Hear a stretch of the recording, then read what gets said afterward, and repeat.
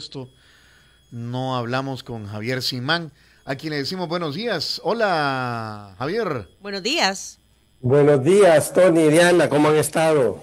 Muy Pues muy bien bien. aquí sobreviviendo. Aquí, sí, sí. ¿Verdad? Luchando. Siempre trabajando, tratando de salir adelante y poniendo en su verdadero contexto todo lo que está sucediendo en el país. Intentando poner todo en su verdadero contexto, Javier.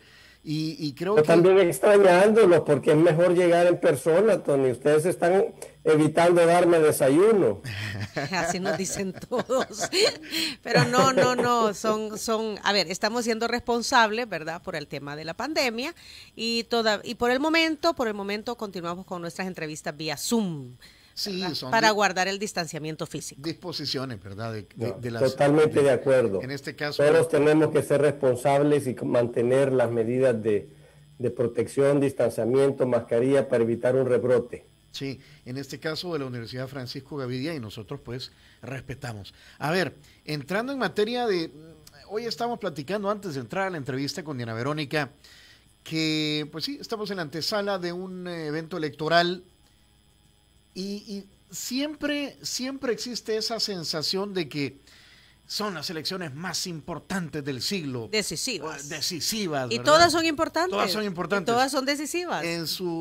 Y con distintos actores. Exacto. A lo largo de tanto año. Y diferentes circunstancias en el momento en que se van a realizar las elecciones. Las elecciones van a ser el 28 de febrero del próximo año. La campaña política electoral comienza a finales de diciembre, ¿verdad? Porque 2 meses antes es para... para alcaldes o diputados, no me recuerdo, siempre me confundo, y 30 días antes para el otro rubro, para alcaldes o diputados. El punto, Javier, es que le decía yo a Tony, no me acuerdo en las últimas elecciones haber estado ya con los ánimos tan caldeados como estamos en este momento, y esto que no ha comenzado la campaña política. Sí, anoche arrestaron al director de la Junta de Vigilancia Electoral de San Salvador del TSE, y que es delegado del Partido Arena, César Enrique Reyes Guevara, y hay mucho alboroto por esto, porque se habla de actos arbitrarios por parte de la PNC. ¿Cuáles son sus comentarios ya para entrar en materia de cómo está el ambiente en nuestro país? Demasiado caldeado, Tony. Nosotros venimos señalando precisamente que ese nivel de confrontación, ese odio, esa división que se viene sembrando, mucho desde el gobierno y desde los partidos políticos, a través de las redes sociales, incluso ministros los ves arremetiendo contra todo el que opina diferente. Eso pues no contribuye al país, no va a sacar al país adelante, nos va a hundir más. Nosotros como sector privado venimos señalando eso, y en cada elección, Tony y Diana, afecta la economía, se paraliza la economía, las inversiones se paralizan, esperando a ver quién gana las elecciones, qué va a pasar si el partido en el poder tiene la mayoría en la asamblea. En fin, hay mucha incertidumbre en el ambiente y eso no deja de afectar la economía, y al final la economía es el bienestar de todos, es la oportunidad de tener un empleo, la oportunidad que te vaya bien en tu negocio. En resumen, todo lo que hacen los políticos en su cancha política tiene un gran impacto en el bienestar y en la vida diaria de todos los salvadoreños. Y ese es nuestro llamado que venimos haciendo, que sean responsables, porque están jugando con la vida de todos los salvadoreños, con el futuro de nuestras próximas generaciones. Tú estás diciendo entonces que dependiendo de lo que esté sucediendo a nivel político, interfiere directamente en positivo o en negativo a las otras actividades de la vida nacional, y en este momento precisamente esa situación política está dañando las demás actividades. Claro que sí, Diana, porque nosotros y ustedes, todos los que ganamos nuestro sustento con nuestro propio esfuerzo, somos sector privado. Entonces nosotros estamos en una cancha económica y los gobernantes, los políticos, los diputados están en una cancha política. Lo que ellos hacen en su cancha tiene un gran impacto en la vida diaria de nosotros. Cuando tú ves a un gobierno confrontando con todos, con el sector privado, con la sala de lo constitucional, con el fiscal, con los diputados, sea por las razones que sea, aunque aparenta que es más por razones electorales, eso tiene un gran impacto, genera una incertidumbre, genera un clima de inseguridad en todo el país y eso pues detiene inversiones. Pero eso lo vivimos todo el tiempo en este país, Javier. Claro, en algunos momentos más que en otros, Diana, ¿verdad? Entonces, lo que vemos es que se le ha subido al nivel a la confrontación, al odio, a las redes sociales, y eso, por supuesto, genera un clima de incertidumbre, ¿verdad? Cuando tú ves las cifras que nosotros venimos señalando, que con la pandemia perdimos 85,000 empleos, ese es el 15% de nuestra fuerza laboral formal. Ya recuperamos como 13,000, estamos como en 72,000 empleos que nos falta recuperar para estar igual que como estábamos en enero. Hay 3,600 empresas que dejaron de cotizar durante la pandemia al Seguro Social. Ya recuperamos algunas, ahorita estamos como en 2,400 empresas que o ya cerraron o todavía no han abierto. Entonces, nosotros venimos señalando que la situación económica es bien difícil para el salvadoreño y que en enero se viene una situación más complicada, ¿verdad? Pero no vemos que haya un enfoque de las autoridades en atender estos problemas. Pareciera que la prioridad son las elecciones. Pero mi percepción, y esto es algo personal, es que independientemente de llamados a la armonía, al diálogo y los consensos, lo que se hace es que, y aquí entran todos, es a azuzar más, a meterle más presión. O sea, por más llamados que se hacen, nadie hace caso. O sea, no hay armonía, vaya. No hay armonía. Estamos sobreviviendo a una pandemia, esto no ha terminado, el tema de salud no ha terminado, es en donde deberíamos de ponernos más de acuerdo, momentos en donde deberíamos ponernos más de acuerdo, pues a eso nos referimos, y la cosa no avanza para mejor, sino que para peor. Totalmente de acuerdo, Diana, pero lo que pasa es que nosotros como emprendedores, como profesionales, como trabajadores, vemos las cosas de una manera. Los políticos y los gobernantes las ven de otra manera. Ellos están buscando su reelección. Entonces, a veces no entendemos por qué mucho de lo que hacen lo hacen de esa manera y no lo hacen de una manera más práctica que dé mejores resultados. Tú sabes que esta pandemia ha sido una amenaza no solo a la salud y a la vida. La pandemia ha sido una amenaza a la economía y a los empleos. A la vida en general, exacto, desde todos sus rubros. Pero también ha sido una amenaza a la institucionalidad y a la democracia. Eso para muchos no dice nada, Diana, pero las instituciones son las que hacen que funcione el país. No podés debilitarlas. Entonces, nosotros sí hemos señalado, hemos hecho un llamado a tener más respeto, más tolerancia a las diferencias de opinión. Todos estamos en este mismo barco y no todos pensamos igual, tenemos que respetar las diferencias de opinión y nosotros hemos señalado que de estas diferencias de opinión siempre salen las mejores soluciones. Si tú crees que tú tenés la verdad, pues vas a cometer errores. En cambio, si tú escuchas la opinión de los demás, resultan soluciones más favorables y ese es nuestro llamado. El gobierno debería estar trabajando con sector privado, con sector académico, con sector sindical, los diferentes sectores de la sociedad civil, porque este país lo vamos a sacar adelante todos juntos, no lo va a sacar ningún gobierno por sí solo. ¿Qué está pasando con la PNC? Hay gente que dice que está siendo ya utilizada para efectos electorales o cometiendo acciones arbitrarias. Hoy por hoy, el fiscal general de la República tiene pues abierto un proceso de antejuicio en la Asamblea Legislativa contra el director Mauricio Arriaza Chicas por desobediencia a la ley. Desobediencia.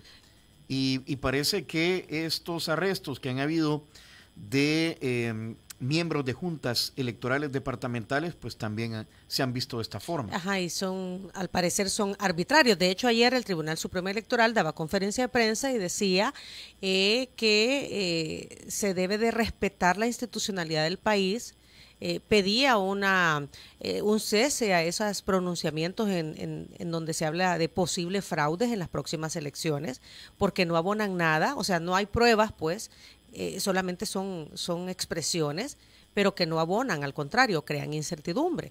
Incluso los miembros del Tribunal Supremo Electoral decían que, pues sí, la Policía Nacional Civil se estaba extralimitando de sus funciones.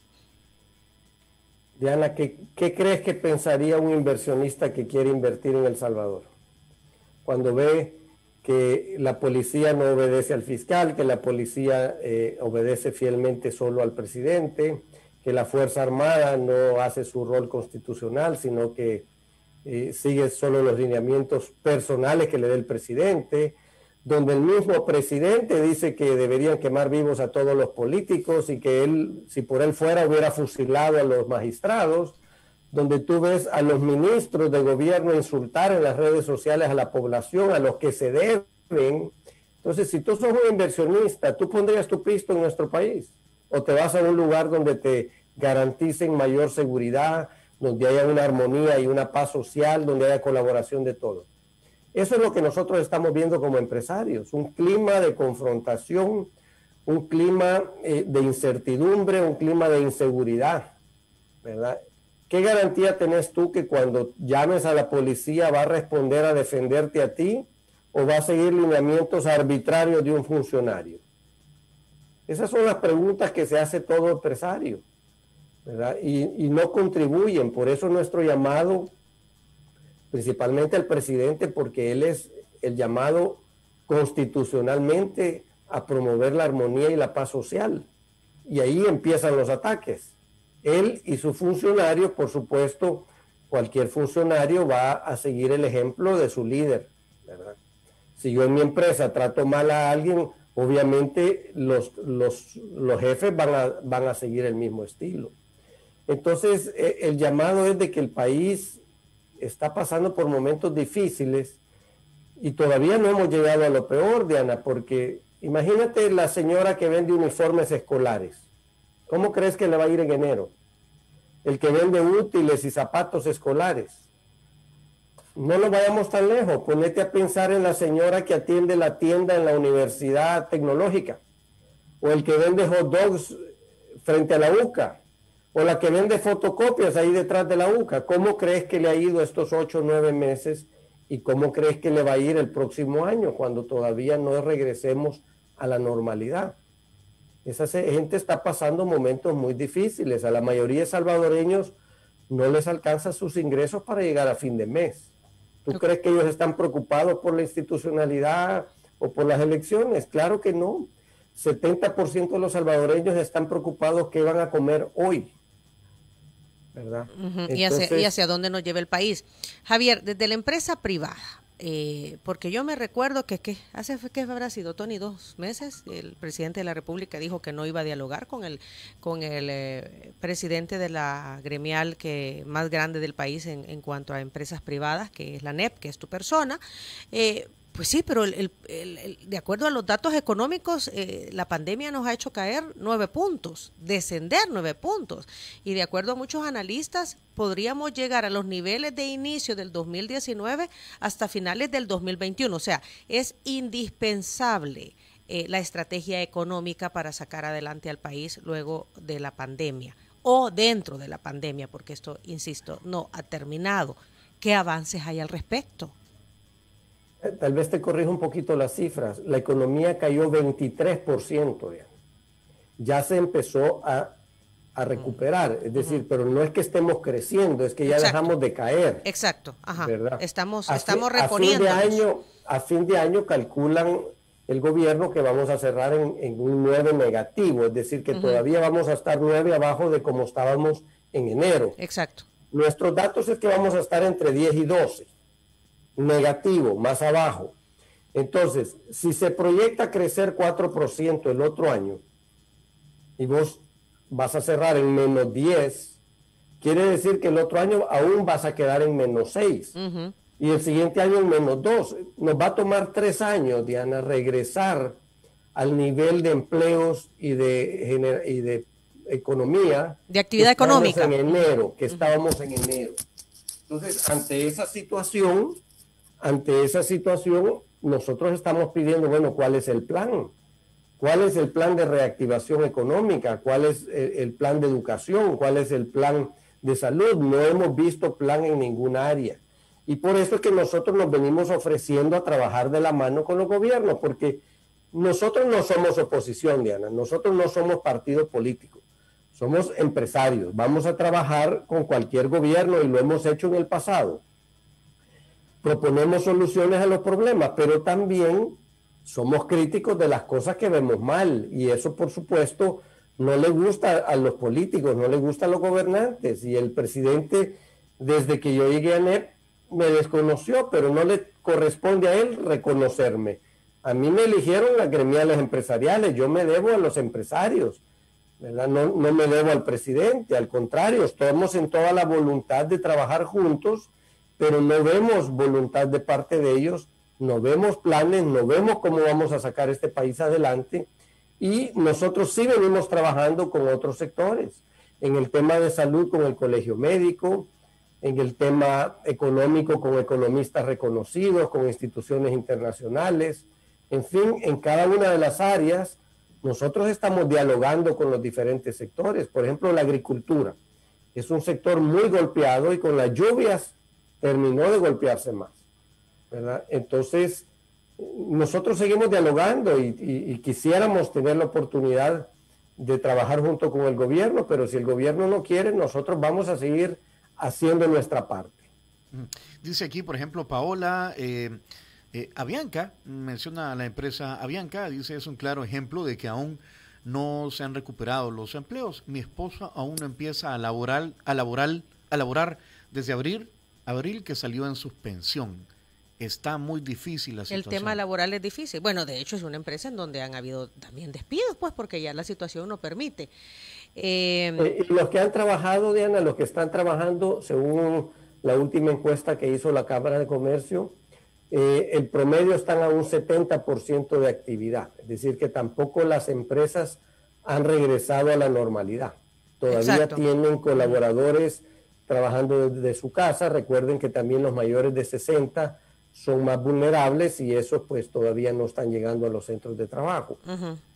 ¿Verdad? Entonces sí, la pandemia todavía tiene su impacto, y por eso el llamado que hacíamos al inicio de esta charla, mantener las medidas de distanciamiento y uso de mascarilla, porque un repunte puede tener un impacto otra vez mayor en la economía y en la salud. Pero ¿cuál es el ánimo del empresariado, vaya, de los emprendedores, de los que ya tienen una empresa montada, Javier? Porque, vaya, se viene la Navidad, nosotros hemos visto un despertar de clientes, de patrocinadores. Sí, o sea, la economía, a ver, se abrió la economía o la actividad económica el 24 de agosto. Sí. ¿Verdad? Han pasado 3 meses. Galaseados y ahí moreteados. Ajá, y poquito a poco las cosas van mejorando, poquito a poco. Pero ¿verdad? se vienen las elecciones, bueno, viene la Navidad, luego las elecciones, luego saber cómo va a quedar la Asamblea Legislativa.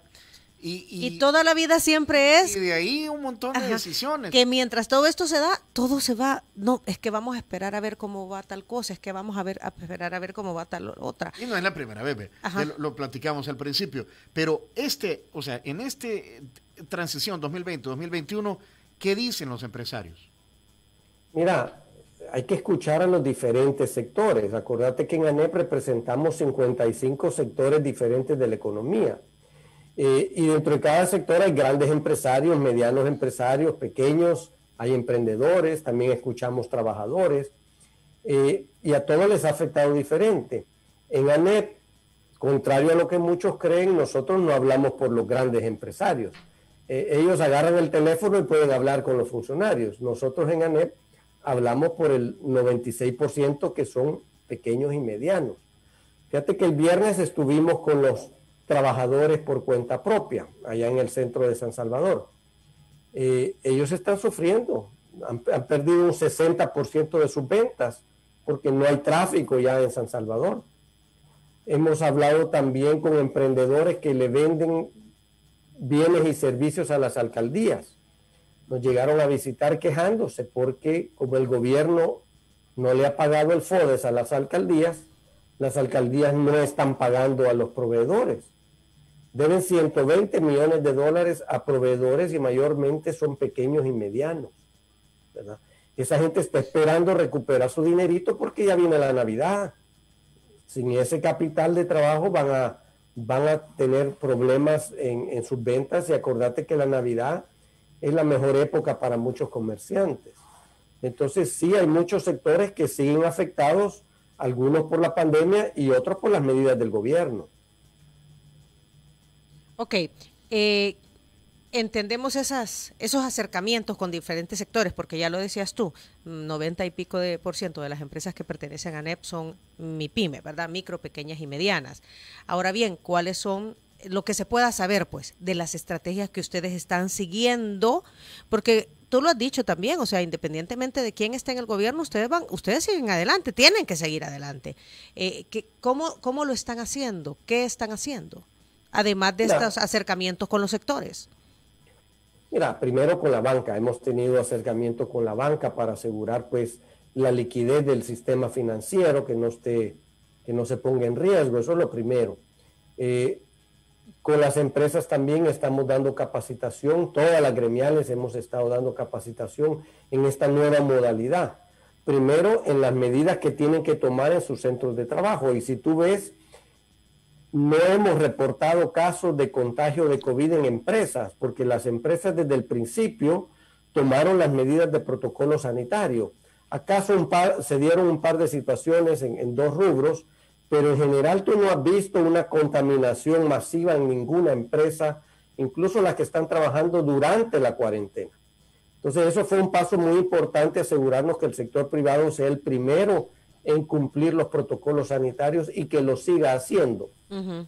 Sí, la verdad que yo quisiera apuntar algo, que incluso han habido empresas muy responsables que cuando se les ha dado un caso positivo de COVID, han aislado al personal, a la persona que tiene la COVID, y además han aislado a las personas que han tenido relación con este paciente positivo. Entonces, y lo han hecho público. Entonces eso es bueno porque da a conocer la responsabilidad de las empresas en cuanto a esa situación. Y eso te confirma lo que venimos diciendo desde el principio, que se podía salvar salud y empleos al mismo tiempo. No eran excluyentes, ¿verdad? No, porque nos criticaron que nosotros solo queríamos hacer pisto, que no sé qué. Nosotros desde el principio dijimos, hay que proteger la salud, pero también hay que pensar en los empleos, porque la mayoría de gente sale a buscar el sustento todos los días, no tiene ahorros para sobrevivir encerrados 30 días. Lo otro, Diana, que estamos haciendo es trabajando con las empresas en esta nueva modalidad. Muchos están trabajando desde casa, ¿verdad? Hay desarrollo de software, hay manera de atender ventas en línea. Otras empresas han tenido que reforzar sus servicios de entrega a domicilio. En fin, esta nueva modalidad le ha puesto un reto a todas las empresas. En las empresas de restaurantes, por ejemplo, tú has visto cómo han tenido que implementar distanciamiento y otras medidas sanitarias importantes. Y se están haciendo, seguimos, ¿sí? ¿Perdón? Y se están haciendo. Sí, se están haciendo. Están siendo muy responsables, exacto. Ahora, nosotros vemos proyectos más inmediatos y mediano plazo. Por ejemplo, hay sectores de la economía que están muy maduros, que el gobierno debería apostarles porque son los que te pueden generar empleo de inmediato. Por ejemplo, el sector textil y confección es el mayor generador de empleo en el país. Empleador, exacto. Con una apuesta a ese sector, especialmente cuando Estados Unidos bloqueó un poco a China, las importaciones de China, nuestra región se volvió atractiva para los inversionistas. Pero no hemos aprovechado esa oportunidad, ¿verdad?, para que monten aquí esas industria textil y confección. Hay otros sectores, la industria de plástico, la industria de papel y cartón, la industria de alimentos y bebidas y la industria farmacéutica. Son industrias maduras que con una apuesta te generan empleo de inmediato. Luego hay otros sectores que requieren un poquito más de tiempo, por ejemplo, una industria aeronáutica, la industria de electrónica, la industria marítima. Hay sectores que hay que apostarles más a mediano plazo porque le pueden traer al país un gran desarrollo. Y por supuesto la inversión en infraestructura pública, eso siempre genera un despunte económico. Que el gobierno, en vez de estar gastando dinero en cosas que son simplemente gastos, que invierta en infraestructura pública, ¿verdad? Eso por supuesto ayuda al país. Ahora, y eso de alguna manera se está dando, pues el ministro de Obras Públicas ha hablado en los últimos días de proyectos que se están ejecutando, la última fase, por ejemplo, del bypass hacia el Puerto de la Libertad. Sabemos pues que este sector de la construcción dinamiza a otros sectores económicos y eso hace mover la economía. En medio de todo esto, en la Asamblea Legislativa, en la Comisión de Hacienda y especial del presupuesto, se está discutiendo este instrumento, ¿verdad?, para el 2021, la ley de presupuesto, la ley de presupuesto general de la Nación. El ICEFI ha dicho que lo bueno es que el gasto social aumenta, lo malo es que dice que los ingresos están sobreestimados y hay gastos subestimados también. Es decir, requiere mucha más deuda. ¿Cómo lo están viendo desde la ANEP esta discusión del presupuesto y cómo lo ha planteado el gobierno? Cuando hablas de gasto social hay que tener cuidado que estás diciendo, Tony, porque gasto social puede ser que invertís en mejores escuelas con techo y con computadoras, o puede decir que repartas $300 a un montón de gente. Una medida es más populista, la otra es más a futuro, ¿verdad? Entonces, sí, nosotros hemos visto un incremento en los gastos populistas, no hemos visto un incremento en cómo mejorar la salud y la vida de las personas. No sé si me explico, porque a los gobiernos les gustan los subsidios y todos esos regalitos porque la gente está agradecida y sigue votando por ellos, pero los mantiene pobres y los mantiene dependientes de esa ayuda, Tony. Nuestra visión es cómo le ayudamos a esa gente para que salga de la pobreza y no tenga que estar viviendo de subsidios. Y ahí es donde tenemos diferencias con muchos gobiernos, porque es cierto, hay que darle ayuda a la gente inmediata, pero hay que ayudarle a salir de su situación. Coincidimos que la inversión en infraestructura es lo que dinamiza la economía. Nos preocupa el nivel de endeudamiento, ¿verdad? Cuando tú ves el nivel de deuda, el gobierno ya topó la tarjeta. No sabemos cómo va a ser el otro año el gobierno para invertir en todo lo que quiere invertir. Cuando hemos revisado el presupuesto, vemos de que hay gastos que no están incluidos y hay ingresos que están inflados, que están sobreestimados, que creemos que no van a percibir esos ingresos. Entonces, eso le va a hacer una brecha bien grande que les va a hacer falta y van a buscar endeudamiento adicional y ya no van a tener cupo. Entonces, esos temas son los que tenemos que sentarnos a ver desde ya, no esperar a cuando estemos en una situación muy difícil. ¿Prevé la ANEP luego de las elecciones un incremento en impuestos, por ejemplo el IVA? Nosotros esperaríamos que no, Tony, por eso es que estamos señalando que esto hay que abordarlo ya, porque si no después los gobiernos tienen la tentación de aumentar ingresos, pero no hemos visto ningún esfuerzo por reducir los gastos, ¿verdad? Entonces, un impuesto del IVA afecta a la población, haría todo más caro. Entonces nosotros no estamos de acuerdo en aumentar impuestos. Primero queremos ver una reducción en gastos, una mayor responsabilidad con el uso del dinero. Se le ha aprobado, a fin de año se le van a haber aprobado casi $4,000 millones en deuda adicional, ¿verdad? Eso es más de lo que un gobierno anterior se endeudó en todos los 5 años. Y el problema es hacerle frente a esto significa dinamizar la economía de una manera tal que se generen los ingresos necesarios para pagar la deuda.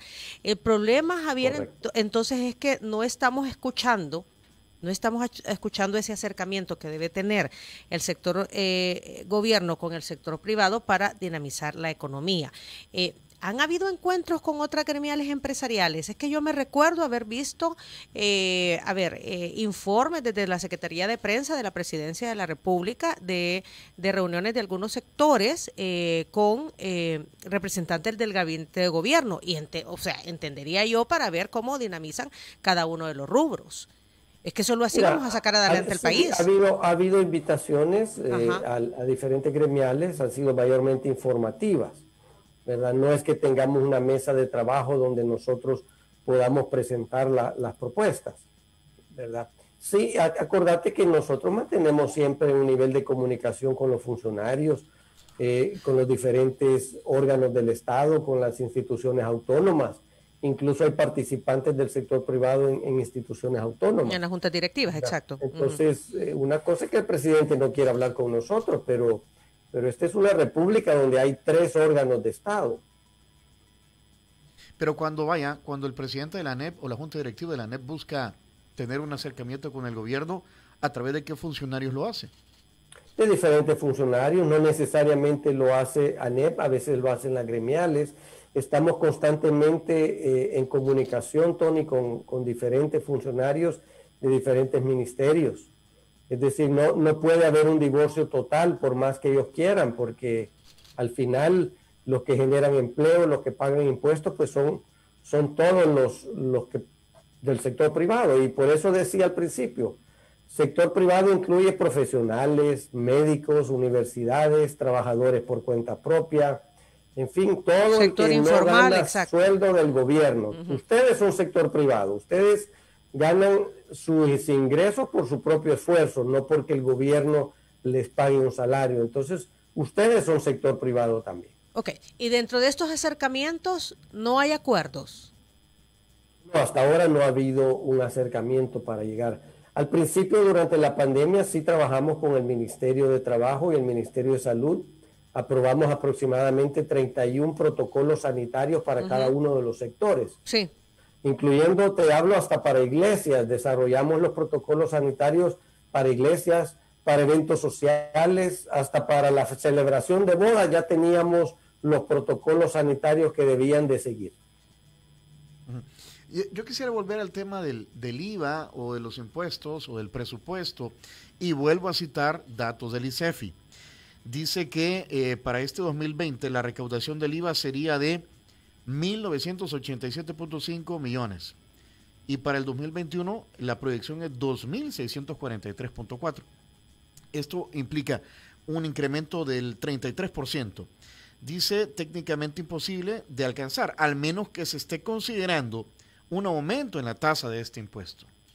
Es correcto, Tony. Imposible lograr a esos niveles con la actividad económica en un -9, -10%. Es decir, si tenemos menos actividad económica que la que teníamos en enero, ¿cómo vamos a generar más IVA? A menos que ellos estén pensando subirlo. Pero eso va a deprimir más la economía y va a afectar el bolsillo de los salvadoreños. Entonces, más impuestos no es la solución para dinamizar la economía. ¿Y cuál es la solución? Al contrario, históricamente los países que han bajado los impuestos son los que han logrado dinamizar la economía, porque a la gente le queda más dinero en su bolsillo, más dinero para educación, para arreglar su casa, para comprar un carro, para gastar más. ¿Me entienden? Mientras que si tú le pones más impuestos, la gente le queda menos dinero en el bolsillo, gasta menos, invierte menos y la economía se va deprimiendo. Entonces, aumentar el IVA va a ser una medida desesperada de este gobierno que tenemos que evitarlo. Por eso hay que empezar a platicar estas cosas desde ya. Estamos conociendo en estos precisos momentos que el presidente de la República está invitando al pueblo salvadoreño a sintonizar Cadena Nacional de Radio y Televisión hoy a las 8 de la noche. Me da la impresión que tiene que ver con el anuncio que hizo anoche sobre el acuerdo para el suministro de las primeras 2 millones de dosis de la vacuna de AstraZeneca y de la Universidad de Oxford, ¿verdad? Pueda estar relacionado. ¿Cuáles son las impresiones del presidente de la ANEP al respecto? Mira, nos parece acertado que el gobierno se adelante a contratar las vacunas. Después puede ser difícil encontrarlas. Sin embargo, quisiera señalar de que dónde está el colegio médico en todo esto. Nos gustaría escuchar la opinión de los médicos, porque acuérdate que son vacunas que todavía están en desarrollo. Entonces, sí lo vemos acertado, pero nos gustaría ver a los expertos, a los médicos, acompañando esa decisión. Nosotros no somos expertos en el tema de salud, quisiéramos la opinión de los expertos.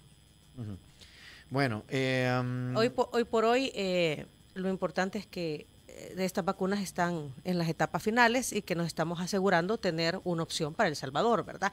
Que entiendo es la región centroamericana y algunos otros países los que son parte de este acuerdo. Aquí estoy tratando de hacer un resumen, Javier, de muchas inquietudes de los amigos radioescuchas. Que las hay de todo, ¿verdad? Exacto. Ajá. Hasta que es una entrevista pagada la que yo entiendo que ustedes están realizando a este personaje. Pues no sabía que me ibas a pagar, Tony. No, aquí no hay entrevistas pagadas. No, al contrario, dicen aquí.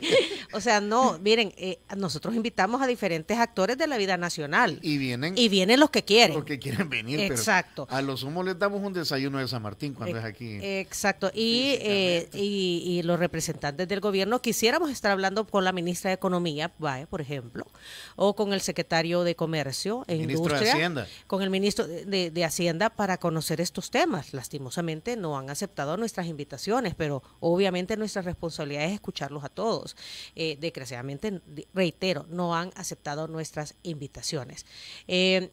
Aquí habla alguien de que participó en una libre gestión de ANDA, en donde decía que le daban crédito para 30 días, invertimos lo último que teníamos, dice Donny Esquivel, y en 30 días recuperábamos la inversión, pero llevan más de 120 días, no tenemos respuesta, buscamos ayuda con el expresidente de ANDA, el nuevo también, y hasta el momento nadie nos da respuesta. Entonces, es un poco la realidad también de ciertos empresarios que participan en proyectos públicos, pero que el pago de dichos proyectos, ¿verdad? Que se supone, incluso hay una ley, Tony, que establece que las deudas del gobierno deben ser honradas en 30 días, han pasado 4 meses, dice, y no camina nada.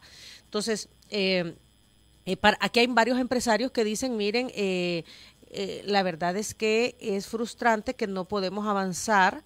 Aquí hay otra pregunta también. Don Javier, ¿qué opinión le merece el hecho que justo después de la renuncia del presidente del Banco Central de Reserva, el nuevo presidente sale diciendo que las remesas alcanzaron en octubre la cifra récord más alta de 2020 y de los registros históricos, con un crecimiento del 18.4%, y que las exportaciones han aumentado 3.2% respecto al valor exportado en octubre del año pasado, por lo que vamos en buen camino, de acuerdo a este amigo Radio Escucha?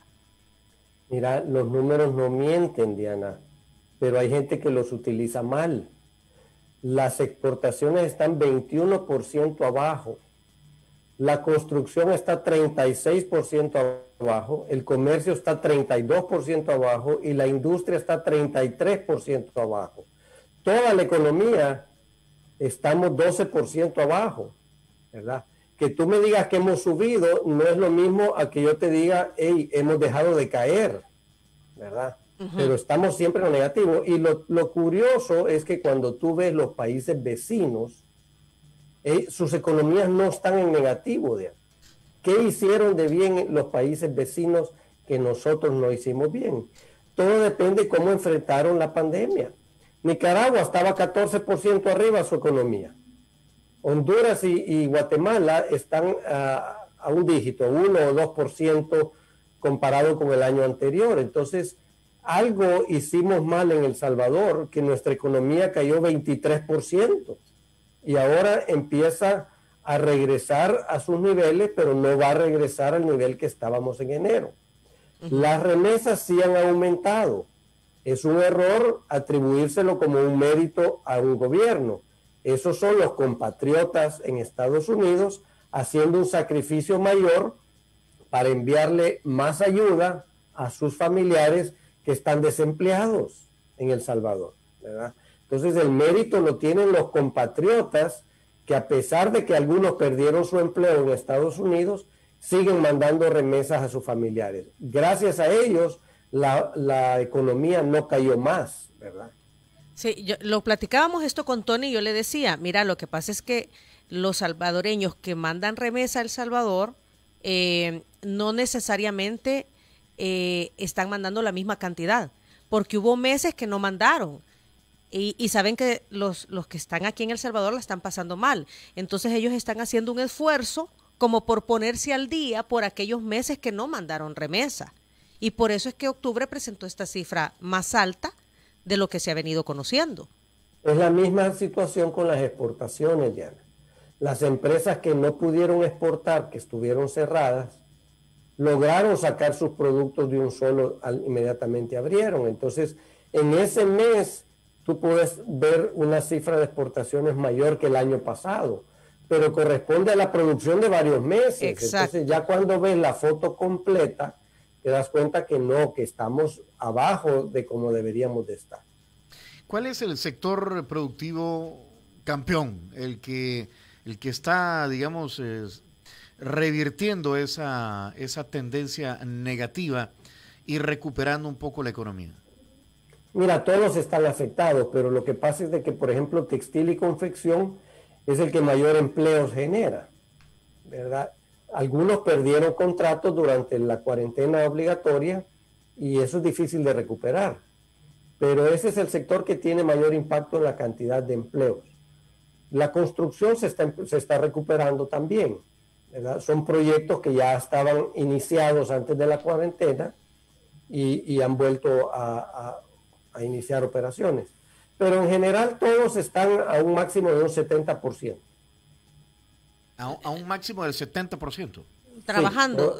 Sí, todavía no están al 100% ningún negocio. Ok, aquí pregunta José Antonio Castillo, ¿qué le queda a un país que ha topado su tarjeta de crédito y presenta un presupuesto desajustado e irreal? Tarde o temprano subirán el IVA. ¿Qué propondrían ustedes como sector privado ante, esta es la situación real?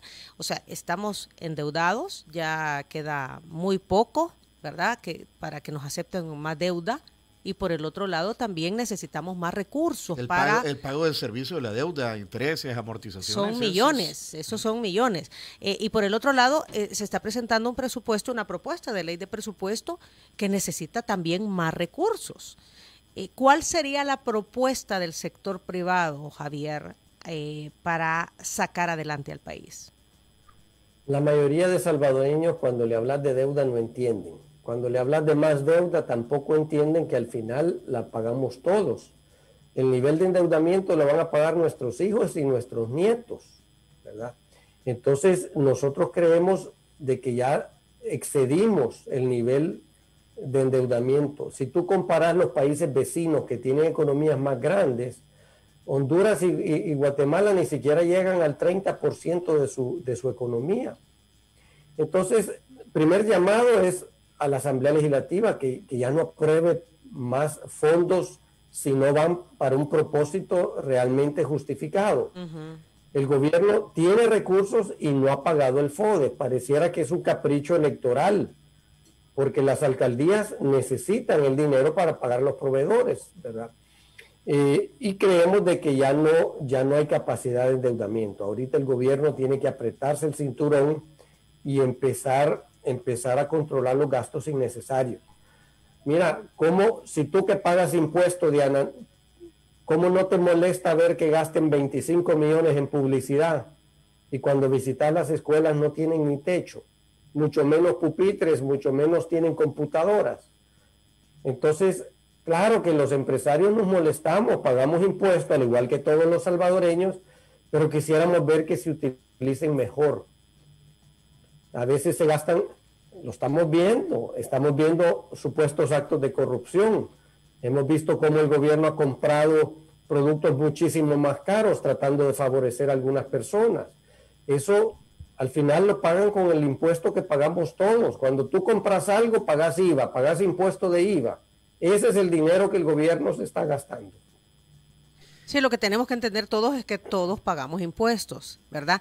El sector informal, si bien es cierto, no paga, no hace declaración de la renta y todo eso porque es informal, pero cada vez que compra un producto o servicio paga IVA. Entonces, todos pagamos impuestos. Y los impuestos son los que sirven para financiar al gobierno para que haga las obras. Entonces, las obras son pagadas con los impuestos que pagamos todos. Entonces, si el gobierno se va a seguir endeudando, Diana, te va a terminar subiendo el IVA. ¿Y quién va a pagar el IVA? Todos. Entonces, al final, todos vamos a pagar ese endeudamiento irresponsable. Por cómo está la situación hoy por hoy, ¿verdad? No hay diálogo, no hay armonía. todo el mundo, todo el mundo, los partidos políticos, los que están en contienda, empresa privada, sectores productivos, ONGs. Los sectores productivos pidiendo apoyo, Tony. Pues sí. Ahí vemos al sector agrícola, al sector cafetalero, todos pidiendo apoyo. Está como entrampado todo, o sea, no veo que fluya, ¿verdad? La situación.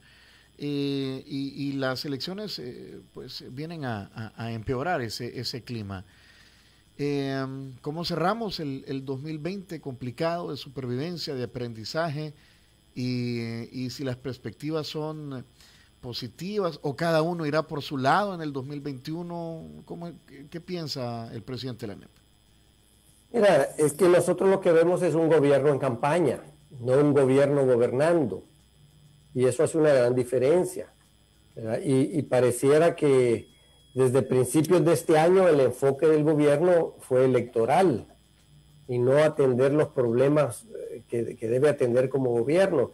Por eso nuestro llamado, el presidente no está compitiendo en esta elección, no debería estar involucrado en este dime que te diré de los candidatos y de los partidos. El gobierno debería estar gobernando. Por eso es que la Constitución dice que si tú sos funcionario público, tienes que renunciar a tu cargo para hacer campaña política, ¿verdad? Entonces pareciera que no hay gobierno gobernando, lo que tenemos es un gobierno en campaña electoral y eso no ayuda a sacar el país adelante, ¿verdad?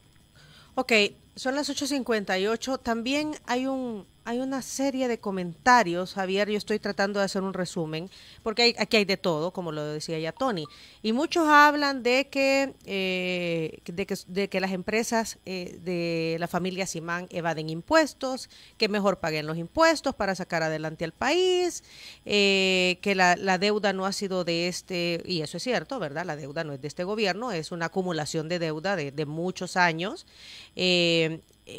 Entonces, ¿qué respondes ante esto? Evaden impuestos, que paguen lo robado, pregunten por todo lo que han evadido. Por ahí van un montón de inquietudes.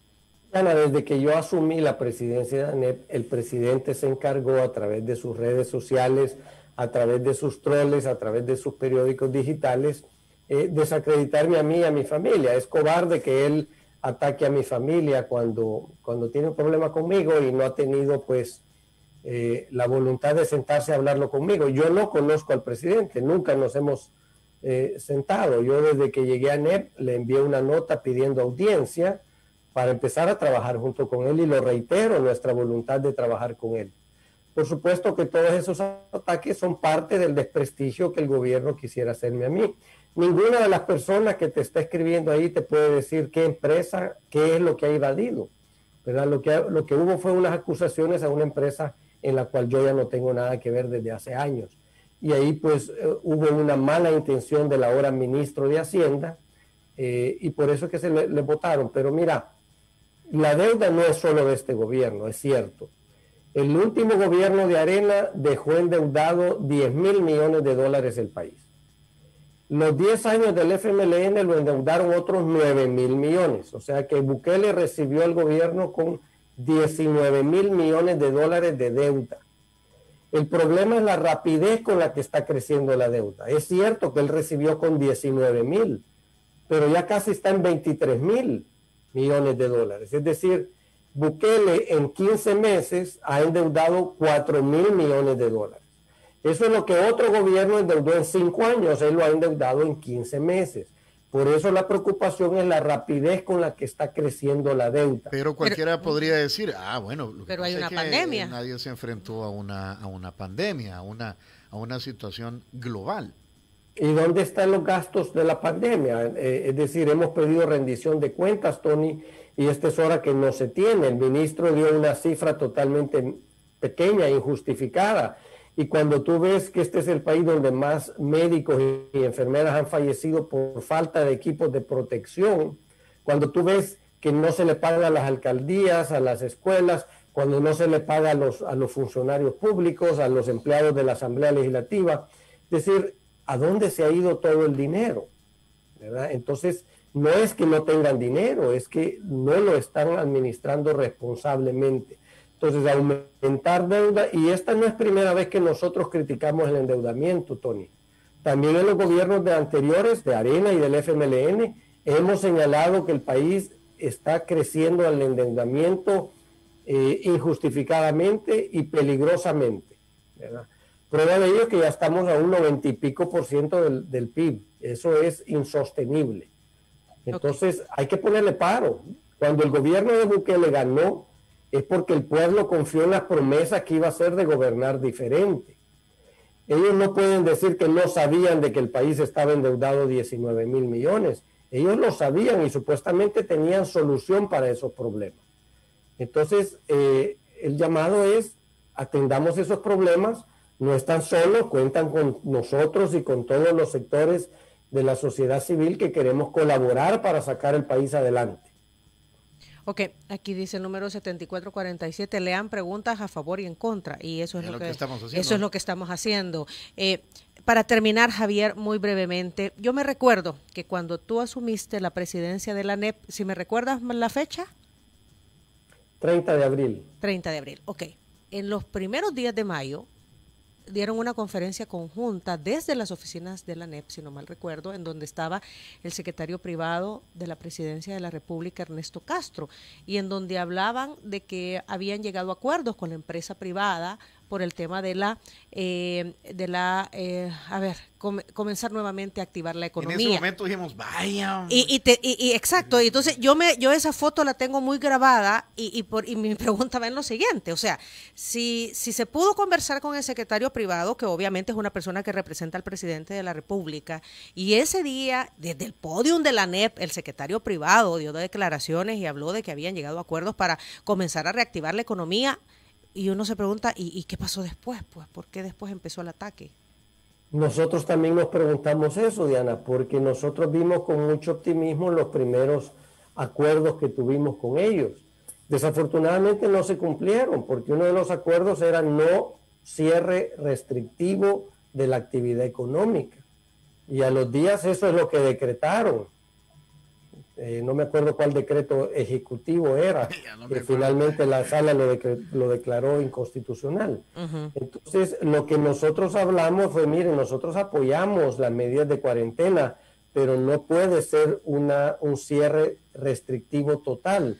Y eso es lo primero que hicieron. A partir de ahí, pues, empezaron los ataques de parte del gobierno. Entonces, claro, nosotros, como te decía al principio, nosotros no somos oposición ni enemigos de nadie. Nosotros seguimos con la voluntad de trabajar y llegar a acuerdos. Queremos sacar este país adelante y esa es tarea de todos. No le toca solo al gobierno, pero el gobierno tiene la batuta. Aquí dice, dice por el tiempo, dice el número de terminación 7447, dice, ninguna de las preguntas claves se las están haciendo al presidente de la ANEP. Necesitamos saber qué está haciendo la ANEP. No lo que piensan, ni lo que les gusta que está haciendo el gobierno o no. Que cuál es el plan de acción de la empresa privada. Dice, yo creo que de quien se demanda un plan de acción es del gobierno, si por eso están ahí, pues. Pero bueno. Nosotros tenemos propuestas, Tony, pero los que ejecutan las propuestas o es el órgano legislativo que las traduce en leyes o es el órgano ejecutivo que las ejecuta. Nosotros no tenemos esa facultad. Nosotros con nuestros agremiados estamos trabajando para enfrentar esta situación, pero al final la batuta la tiene quien gobierna. Ajá. Ahora, esas recomendaciones o esas propuestas las tiene el gobierno. No ha habido apertura para discutirlas con ellos. Pero las hay. Sí, nosotros las tenemos. Ajá. O lo que pasa es que no ha habido ninguna puerta por donde poder conversar. Y las reuniones que han habido, decías, más bien han sido informativas sobre los protocolos de bioseguridad y cosas de estas. Y en algunos temas más específicos, aduaneros, ¿verdad? Medidas fitosanitarias de exportación y de importación. Esas pues siempre hay contacto directo con los funcionarios resolviéndolas, ¿verdad? Pero al final nosotros somos actores de la sociedad civil. Nosotros necesitamos que o el gobierno ejecute o la Asamblea Legislativa emita leyes. De otra manera, pues nosotros no tenemos otra opción que trabajar con nuestros agremiados hacerle frente a esta situación de la mejor manera posible. Sí, cada quien a seguir trabajando, pues, ¿verdad? Lo que pasa es que no es al ritmo que se necesita, porque se necesita de la contraparte del Estado para activar todas estas, iniciativas. Mira, nosotros nos reunimos, por ejemplo, con los rectores de las universidades una vez al mes.